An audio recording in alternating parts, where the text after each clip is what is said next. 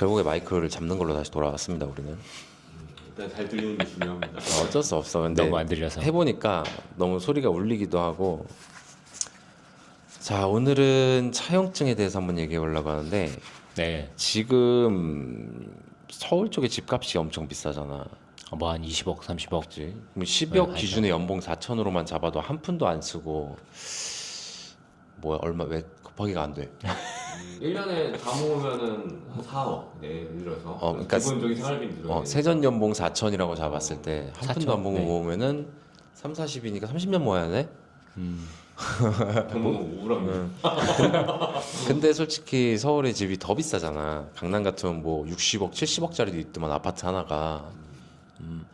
근데 어쨌든 지금 집을 사기가 되게 힘든 시기가 됐는데 뭐 정부에서는 나름대로 출산증여공제라든가 뭐 혼인출산증여공제라든가 이런 걸로 마련을 해주려고 하는데 집값은 그보다 더 많이 올라가. 그래서 차용증을 많이 이용을 해. 네. 사실 뭐 예를 들면은 조사 나왔을 때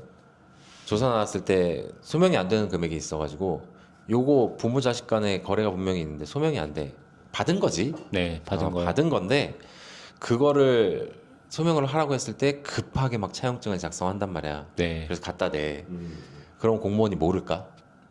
다 알겠죠. 자기들도 그렇게 해. 자기들이 조사받아도 진짜 자기들이 조사받거나 아니면 자기들이 그 세무사가 돼가지고 나와서 이런 상황에 딱 맞닥뜨리면 급하게 차용증이라고 작성합시다. 이렇게 작성을 해. 근데 공무원들도 다 알아. 네. 아는데 그거를 사전에 준비하면 조금 나을 수 있단 말이야. 조금은 아니고 확실히 더 소명이 되지. 공무원들도 그 정도는 다들 알고 계신 조사관님들도 알고 계신 상황이고.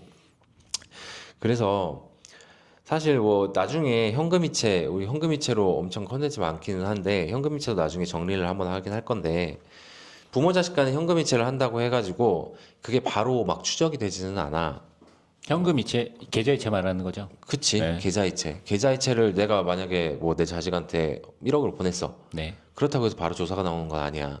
뭐 이거 현금이체 때 다시 다루긴 할 건데 이게 걸리는 시점이 대부분 상속이란 말이야. 네. 아니면 부동산에 취득했을 때 네. 그때 이용하는 게 차용증이고 그럼 차용증을 어떻게 우리가 좀 작성을 해야지 좀 국세청을 피해갈 수 있을까 네. 그런 거에 대해서 한번 오늘 얘기를 해볼 거야. 좀 질문 좀 하세요. 궁금하신 게 없나 봐요. 궁금한 거 많지. 그럼 일단 일단 줘보세요. 좀. 네. 근데 사실 이게 차용증이라고 하면은 자기가 모르는 사람한테 돈 빌려줬을 때를 기준으로 차용증을 작성하면은 사실 그게 완벽하겠지. 근데 보통은 그렇죠. 근데 사실 부모 자식 간이나 가족 간에 이렇게 차용증을 쓸 때는 그 정확하게 그 원하는 바는 사실 증여 같은 금전대여잖아. 이제 부모는 자식한테 그냥 어. 주고 싶지. 근데 그게 안 되니까 보통. 이렇게 작성을 하는 건데, 그럼 일반적으로 생각할 때 내가 뭐 친구한테 돈을 빌려줘. 안 빌려주면 안 되죠, 웬만하면. 근데 뭐 금전 대여 기간을 뭐 한 5년 정도는 그래. 사실 사회통념상 어느 정도는 인정받을 수 있을 거라고 생각해. 진짜 친하면은. 근데 뭐 부모 자식 간에 뭐 한 대부분 아마 10년 정도는 쓸 것 같아. 그 기간을, 대여 기간을. 쓸 때. 5년에서 10년이 일반적이기는 해요. 그러면은 10년이 넘어가면은 뭔가 좀 국세청에서 부인하려는 시도가 있는 건가, 그러면? 한 20년, 그러니까 현실성이 없는 경우, 막 예를 들어 20년, 30년을 써놔. 근데 부모가 대략 뭐 연세가 한 70세 가까이 되시는데 막 30년 써놔. 언제 갚을 거야? 갚을 생각이 없다는 소리야, 그거는. 근데 누가 봐도. 그러니까 이런 부분은 어느 정도 상식선에서 파악을 해야 되는데 상식적으로 5년에서 10년 정도면은 조사관들이 보기에도 좀 적정하다라고 생각은 해요. 근데 단순히 차용증만 작성하면 안 되고 조사 과정에서 우리가 제출을 했을 때 인정을 받으려면 일단은 기본적으로 보시는 분들 다 알아야 되는데 기본적으로 원금이나 이자 상환 내역은 무조건 있어야 돼요. 원금이나 이자 상환 내역을 우리가 제출을 하려면 송금을 해야겠죠. 네. 그래야지 기록이 남지. 그냥 내가 오늘 이자 줘야지 그리고 10만 원 딱 꺼내주면 기록이 안 남아. 그거 증명할 수도 없어. 그래서 기본적으로 송금을 전제로 깔고 하고 원금 이자 상환 정도가 있어야 되고 그 다음에 이자는 어느 정도 적정 수준을 유지를 해줘야 돼. 그런 점이 있는데 우리가 아직 기술력이 딸리기 때문에 금전대차 계약서 작성하는 것도 좀 알려드리려고 하는데 어색하잖아. 부모 자식 간에 아니 일반인들이 차용증이라는 걸 작성하는 일이 잘 없어가지고 이거 어떻게 작성해야 되는지 모르는 분들인데 일단은 정해진 양식은 없어요. 네. 정해진 양식은 아예 없기 때문에 그냥 인터넷에서 검색하셔가지고 비슷하게 작성을 하시면 되는데 기본적으로 빌려주는 사람의 신상, 뭐 이름, 주소, 주민등록번호, 전화번호 정도는 들어가야 되고 네. 그거는 빌리는 사람도 마찬가지예요. 네. 그리고 금액이 얼마인지 적혀 있어야겠죠. 얼마를 빌린다. 그리고 이율이 얼마고 이자는 월 얼마로 한다. 뭐 1년에 얼마로 한다. 그걸 12분할로 나눴고 연에 얼마 갚기로 한다. 아니면 뭐 달마다 갚기로 한다. 요런 거 적어 주시고 그다음에 변제 기일 언제까지 갚는다. 네. 몇 년 안에 갚을게. 그거 적어 주시고 그다음에 어디 은행으로 계좌번호 어디로 집어넣기로 한다 하고 기명날인 서명하시면 기본적인 내용은 들어가는 거예요. 뭐 기한의 이익을 상실한다 뭐 이런 법적인 내용도 있잖아. 그런 건 보통 양식 받으면 적혀 있는 경우가 많기 때문에 그거는 그냥 그대로 이용하시면 되고 그럼 이자율 같은 경우에 마음대로 해도 돼요? 막 1%? 2%? 이자율에 대해서 얘기를 해야 되는데 네. 뭐 우리 항상 세법은 특수관계자 간의 거래를 좀 많이 그 단속을 하잖아. 네. 그래서 세법에서도 요 정도 이상 주면 너무 많이 주는 거고 요 정도 이하 주면 너무 안 주는 거야. 그러니까 네. 요 정도 선은 지켜라는 그 이율이 있어요. 그게 증여세법 쪽에 금전 무상 대여에 따른 증여의 이익이라는 규정이 돼 있는데 그 규정에 정해져 있는데 그게 세법에 정하는 건 4.6% 연에 4.6%면은 좀 적정하다. 네. 근데 그 이상 4.6%. 너무 많이 넘어가거나 이제 넘어가는 기준은 부당의 계산 부인이나 이런 쪽으로 들어가겠죠. 거기서 네. 검토를 해야 될 건데 기준은 넘어가거나 그 이상 조금 되거나 같은 그 적정선에서 좀 지켜줘라라고 얘기를 하고 있어요. 근데 일반적으로 우리가 얼마를 빌려줄지는 모르지만 네. 그 규정에 아까 얘기한 금전 무상 대출이라는 규정에 나와 있는 대로 계산을 하면 거기 규정에서는 이자에 대한 증여 이익이 연 1,000만 원을 넘어가면 증여세로 과세하겠다. 1,000만 원 이자가 1,000만 원. 네. 이자로. 그리고 그거는 뭐 누적 합산하지 않고 연마다 증여세로 과세를 하겠다라고 돼 있는데 네. 이자가 1,000만 원 넘어가려면 4.6%를 역산하면 대충 2억 1,700만 원 정도가 나오거든요.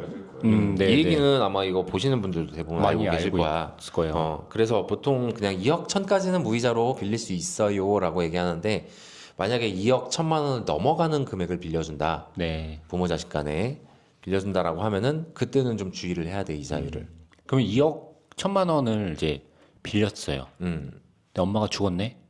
그러면 어떻게 돼요? 죽었네가 뭐니 아니, 돌아가셨네. 돌아가셨어요. 에라이. 그럼 어떻게 돼요? 저는 그게 제일 궁금해요. 차용증을 돌아가시면은 그거는 차용증 어쨌든 언제 빌렸는지도 좀 중요한데 네. 이게 만약에 10년이 넘어갔어. 썼어요. 네. 솔직히 우리가 상속세 할 때 보는 거는 돌아가신 날로부터 10년인데 10년이 넘어갔어. 네. 그리고 꾸준하게 돈을 보내고 있었어. 네, 네. 이것도 지켰어. 그러면은 조사관 딱 보고 알 수 있지. 이거 꾸준하게 들어온 돈 뭐예요? 용돈이라고 하면 되지 않을까? 나는 그냥 그렇게 묻을 것 같아. 사용이라고 하지 말고 10년이 안 돼가지고 돈이 넘어간 내역이 있고 쭉 들어온 내역이 있어. 그러면 누가 봐도 빌려가가지고 이자를 보낸 거야. 그때는 우리는 상속재산에다가 합산을 시켜야겠지. 돌아가신 분 입장에서 대여금 그쵸. 그러니까 상속재산에 합산이 돼가지고 뭐 빌린 만큼 2억 1,000만 원이 더 올라가겠지 상속재산이. 아, 그러면 그건 다시 대여금이니까 상속 재산가액에 올리는 거군요. 그치. 그치. 그리고 재산 올라간 만큼 이제 그럼 상속세가 더 나오는 거네 그러면. 비과세 10억이니까 어머니 살아있다면 그러면 그 살아 계신다면 임마. 계신다면 그러면 그 대여금 빌려줬던 돈을 상속 재산가 올려서 10억 밑으로 맞추면 상속세는 안 나오겠네요. 뭐 그럴 수 있죠. 근데 그게 그렇게 마음대로 되는 일은 아니죠 사실. 그럼 어떻게든 빌려간 사람은 뭐 마이너스 통장 껐은 해든 메꿔 드려는 게 어떻게 보면 상속세 플랜할 땐 좋을 수도 있겠네요. 뭐 그럴 수도 있는데 조삼모사야. 조사모사요? 대여금으로 해가지고 상속재산을 올리든지 네. 아니면 내가 그걸 메꿔갖고 현금이 어머니 명의의 현금이 더 늘어나든지 똑같은 일이잖아. 결론적으로 어머니의 그 상속재산은 그냥 이게 빌려준 돈인지 네. 아니면 내가 갖고 있는 현금인지 이 차이밖에 없는 거잖아. 굳이 그렇게 할 필요는 없어. 너무 깊게 들어가시는 거 같습니다. 근데 이건 뭐 갑자기 상속으로 가고 있어.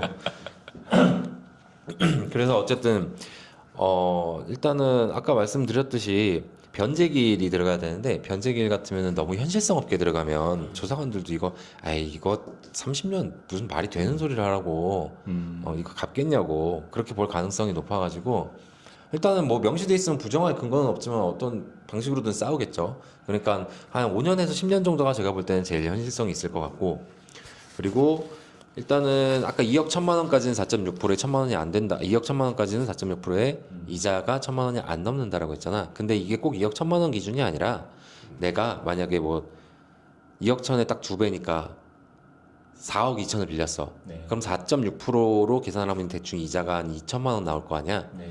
그러면은 나는 이자율을 한 2.3% 정도로 설정해갖고 1천만 원이 증여이익이 1천만 원, 그러니까 그 적정이율과 내가 실제로 준 이자와의 차액이 1천만 원이 안 넘게 설정하는 것도 방법이 될 수는 있어. 근데 금액이 커지면 커질수록 내 부담이 늘어나는 거니까 그 부분은 좀 잘 조율을 하셔야겠지. 그럼 실제로 그것도 마이크 들고 해. 이자를 줘야지 그것도 이제 현실성 있는 얘기인 거죠. 그치, 무조건 이자는 줘야 돼. 이자도 줘야 되고 이자만 주면 또 그것도 의심해요. 아 그래요. 원금도 가끔씩. 그치, 아니 가끔씩이 아니라 처음에 차용증에다가 이자와 네. 원금을 어떻게 상환하는지 적어놨잖아. 네, 그대로 네. 가주셔야 돼. 이거는 빌리자라는 얘기잖아. 사실 받으면 더 좋아. 받는 방법은 사실 뭐 여기서 얘기할 수 없으니 그런 거는 일단 제껴두고 빌리는 거에 대한 얘기이기 때문에 빌렸다라는 건 확실하게 증명해줘야지 요게 증여로 추징당하지 않을 수가 있어.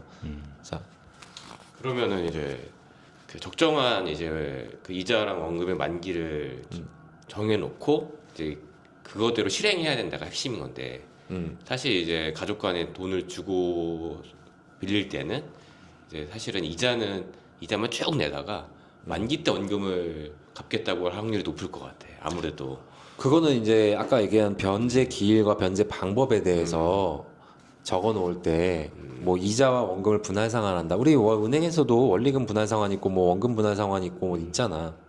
그거대로 적어 놓으면 되는 거지. 적어도. 근데 이제 가족 간에 돈을 빌릴 때는 최대한 도와주고 싶은 마음이 큰 거니까 이제 이자만 조금씩 받고 돈 원금은 최대한 늦게 받고 싶어 할 것 같아. 만약에 근데 내가 개인적으로 상담할 때는 원리금 분할 상환을 추천해요, 항상.